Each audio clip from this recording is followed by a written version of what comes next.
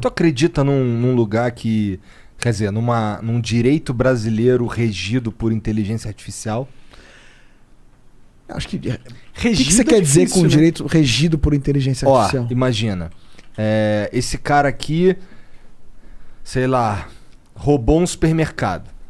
E aí, essa inteligência artificial, ela estudou tanta coisa que rolou em todas as vezes que alguém roubou um supermercado durante muitos anos, e ela já sabe como agir naquele caso daquele cara ali, então quem é o juiz daquela porra é uma inteligência artificial. Ou então o algoritmo amparando o juiz na tomada de decisão. Isso que eu ia falar. Isso é legal se o cara tiver um auxiliar. Tipo, ó, até hoje o vagabundo falou que era assim o bagulho. A juiz Cara, a sua julgar o pergunta cara. é maravilhosa e me dá a oportunidade de falar contra a corrente, mas muito bem fundamentado.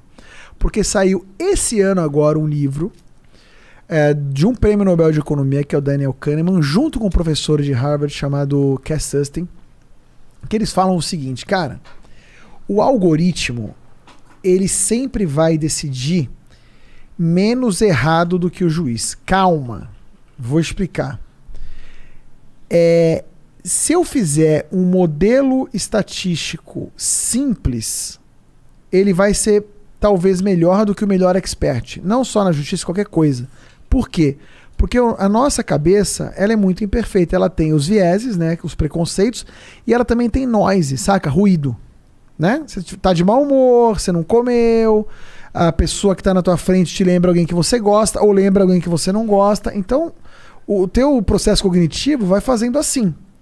Se eu fizer um algoritmo do Monark, o algoritmo do Monark vai performar melhor do que o próprio Monark. Aí eu vou dar um exemplo concreto. Estudaram 700 mil, eu vou arredondar os números, 700 mil decisões de juízes americanos de fiança. Concedam ou não a fiança para soltar o cara durante o processo. 700 mil decisões reais. Dessas 700 mil, 400 mil pessoas foram soltas. Dessas 400 mil, um percentual voltou a delinquir, cometer outro crime. Então eles escolheram algumas pessoas, talvez deveriam ter ficado presas. E soltaram. Possivelmente algumas deveriam ter ficado soltas e eles prenderam. Erros. Você jogou isso para um algoritmo com as mesmas informações que os juízes tinham. E aí você seta o algoritmo. Eu vou setar o algoritmo para prender o mesmo número de pessoas. E eu jogo essa informação para o algoritmo. As pessoas que ele escolheria que ficariam presas, ele escolheu melhor. Por quê? Porque quando a gente olha para as pessoas que os algoritmos soltaram, a criminalidade teria reduzido pela metade. Aí você fala, não, mas o algoritmo é preconceituoso, né? Hoje essa é a moda. O bias do algoritmo. Como bias. assim ele é preconceituoso? Ele é... porque ele reproduz o preconceito da sociedade, né? Ele reproduz o preconceito de quem setou, talvez. Faz sentido, porque você tem que analisar. Se todas as ações, os julgamentos do juiz que ele analisou são... tem o bias, né, dentro do juiz, então a conclusão que ele chega dessas análises também está carregada desse bias. Então, pois é, ele pode realmente... o problema é o seguinte, né? E tem um lance da inteligência artificial, que ela tá da caixa preta, ninguém sabe como é que funciona lá dentro e tal. E as pessoas falam isso, eu tô falando isso agora aqui no Brasil. O problema é que essa caixa preta aqui, a gente também não sabe como funciona direito. Você não tem tanta accountability, né? Você não tem tanta forma de controlar isso. Mas o juiz tem que fundamentar a decisão. Mas primeiro ele resolve o que ele quer, depois ele acha um jeito de botar no papel. Porque é assim que funciona.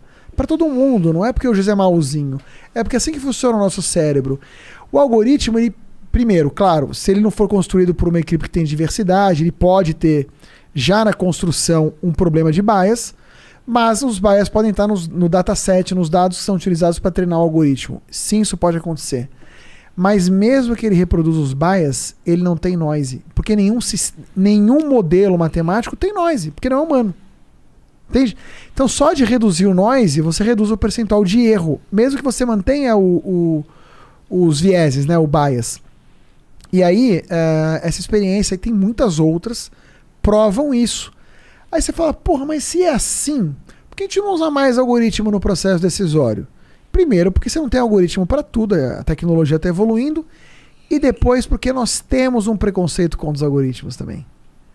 Nós estamos mais propensos a aceitar o erro humano do que o erro da máquina. Só que lembra que eu falei no começo da nossa conversa que o direito existe para servir a sociedade, não o contrário? No fim de tudo, o que a gente precisa? Como sociedade está melhor, o nosso bem-estar precisa aumentar. Então, porra, se eu tenho um algoritmo que pode auxiliar o juiz no processo decisório para que tenha menos reincidência, ou então para que eu mantenha o nível de reincidência, mas prenda menos, eu vou ter mais felicidade na sociedade, que vou ter mais pessoas soltas. E dá para fazer teste de racismo nesse tipo de algoritmo, porque eles fizeram. E ele prenderia 40% menos negros do que os juízes prenderam.